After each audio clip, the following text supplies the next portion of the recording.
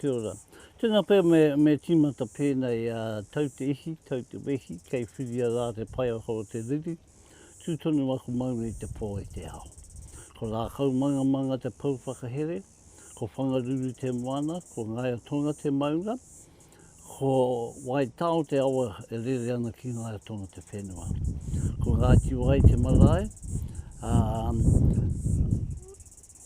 ko ngā toki mata wharatua te waka, ko Ngātiwai te iwi.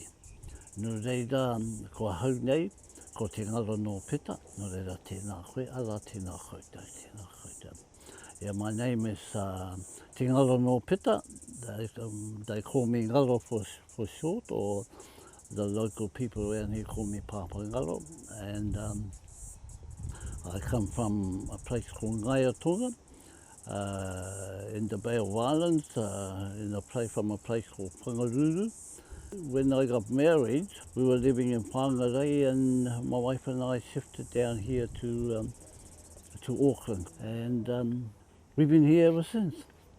This field behind me, it wasn't as pretty and as clean mowed as this. It was a rubbish tip. It was a dump when we came here for quite some time. The reclamation of that land, and they started bringing in earth to cover all the rubbish. It had all living bird life and all the animals in there. You'd see them all. It was like going for a walk at home in the country. There was plenty of food that kept them around, but no. When I first came here, somebody said, oh, you could catch fish over there. I caught kahawai, herrings, butterfish. There was a bit of a leakage from sewage into that water, so we stopped. Now it's more cleaner than it was before, and the fish are coming back in droves. I grew up in a Niko whare. Water is precious. Of course, we had to walk through the creek to go and get it. My mum was washing clothes. She'd go near the creek. She boiled the water and boiled her clothes. Us kids used to get her wood for her, carry her water for her.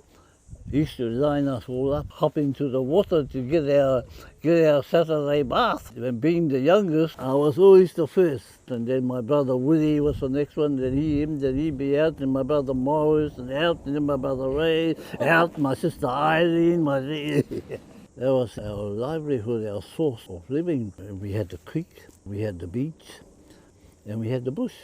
Years later, that land, some of that land was sold. The person that bought it, he put a road down into that beach where our Kaumatua was. Now that beach is just about depleted of that Kaumatua, because you can drive down there and load it all up and drive out with it. You know, we only carried out as much as we could eat. We need to do more. I mean, we have a responsibility. To me, water is life, and I know water is precious to our tupuna. Water gives life, water cleanses, water nurtures, it even embraces life within itself, our food. I think we belong to the water, just like we belong to the land. They say we're 20% spirit and 80% water, and that's where they get that wairua, eh?